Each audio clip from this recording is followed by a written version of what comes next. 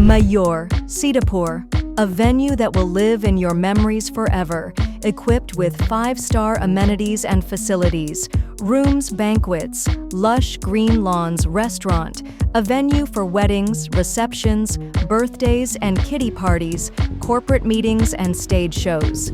At Mayur Experience, care beyond compare. Uttar Pradesh में त्रिस्तरीय पंचायत चुनाव की तैयारियां जोरों शोरों से शुरू हो गई हैं। चुनावों से पहले गांवों के परिसीमन के लिए शुक्रवार को शासनादेश जारी कर दिया गया है, जिसमें कहा गया है कि पिछले पंचायत चुनाव के बाद तमाम 11 पंचायतों व राजस्व ग्रामों के शहरी क्षेत्र में शामिल होने से स्थिति बदल चुकी है। इसके मद्देनजर शासन ने 5 जून तक सभी जिलों से ग्राम पंचायतों और राजस्व ग्रामों के आंशिक पुनर्गठन के प्रस्ताव मांगे हैं। दरअसल 2021 के पंचायत चुनाव के बाद कई जिलों में नगर पंचायत, नगर पालिका परिषद व नगर निगम के सृजन और सीमा विस्तार के चलते ग्राम पंचायतें और राजस्व ग्राम शहरी क्षेत्र में शामिल हो गए हैं।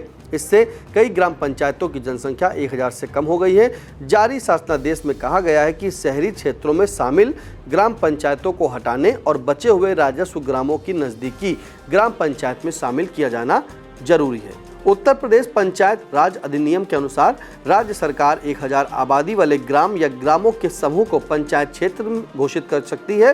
ग्राम पंचायतों के पुनर्गठन में इस बात का ध्यान रखा जाएगा कि अगर ऐसी ग्राम पंचायत जिसका एक राजस्व ग्राम नगरीय निकाय में शामिल हो गया है और केवल एक ही राजस्व ग्राम बचा है और वो ग्राम पंचायत बनाने का मानक पूरा नहीं करता है, तो उसे नज़दीकी ग्राम पंचायत में शामिल कर दिया जाएगा।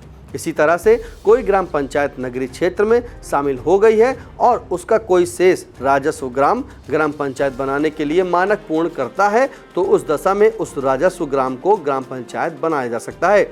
एकल राजस्व ग्राम के नाम से गठित ग्राम पंचायत अगर आंशिक रूप से प्रभावित हुई है पर उसकी जनसंख्या 1000 हो तो वह ग्राम पंचायत वैसे की वैसे ही बनी रहेगी। शासन ने ग्राम पंचायतों और राजस्व ग्रामों के आंशिक पुनर्गठन के लिए प्रत्येक जिले में जिलाधिकारी की अध्यक्षता में 4 सदस्यीय कमेटी का गठन कर दिया है। जिला पंचायत राज अधिकारी सदस्य, सचिव और मुख्य विकास अधिकारी और अपर मुख्य अधिकारी जिला पंचायत सदस्य होंगे। शासनादेश में यह भी कहा गया कि डीएम अपने स्तर से यह भी सुनिश्चित कर लें कि किसी जिले में नगरीय निकाय के सृजन या सीमा विस्तार के बाद प्रभावित विकासखंड की संशोधित अधिसूचना जारी होने से न रह गई हो। प्रदेश में पंचायत चुनाव तक नगर पंचायत, नगर पालिका परिषद और नगर निगम के सृजन और सीमा विस्तार पर रोक लगा दी गई है। इस संबंध में प्रमुख सचिव पंचायती राज अनिल कुमार की ओर से नगर विकास विभाग को आधिकारिक पत्र भेज दिया गया है, जिसके मुताबिक त्रिस्तरीय पंचायत चुनाव अप्रैल-मई 2026 में होंगे। ग्राम पंचायतों, क्षेत्र पंचायतों और जिला पंचायतों के निर्वाचन का कार्यकाल अगले साल क्रमशः 26 मई, 19 जुलाई और 11 जुलाई को समाप्त हो रहा है। पंचायतों के लिए मतदाता सूचियों का पुनरीक्षण कराया जाना प्रस्तावित है, जिसमें लगभग 6 महीने का समय लगेगा। जारी शासनादेश के मुताबिक ग्राम पंचायतों के परिसीमन वार्डों के निर्धारण, पिछड़ी जाति की जनसंख्या का निर्धारण, श्रेणीवार जनसंख्या के आंकड़े अपडेट करने के बाद आरक्षण की प्रक्रिया पूरी होगी। पंचायतों और नगर निकायों के क्षेत्रों में परिवर्तन होने से निर्वाचन संबंधित कामों पर व्यवधान पैदा होना संभावित है। इसलिए पंचायत चुनाव 2026 होने और ग्राम पंचायतों के संगठित होने तक नगरीय निकायों के सृजन एवं सीमा विस्तार को स्थगित रखने के लिए यथोचित कार्रवाई की जाएगी। आपके लिए जानकारी लिखी थी हमारे सहयोगी दीपक वर्मा ने। मैं हूं निशांत गुप्ता और कैमरे के पीछे हैं Hasan Goga.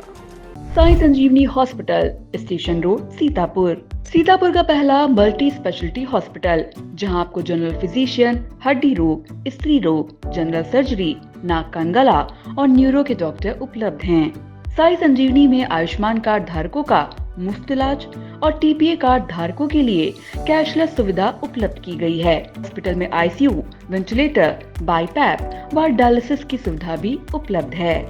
Sai Sanjeevani hospital, station road, Sitapur.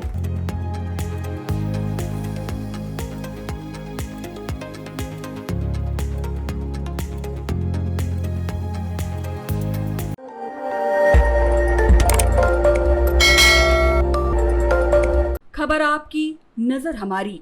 देखते रहिए आई इंडिया।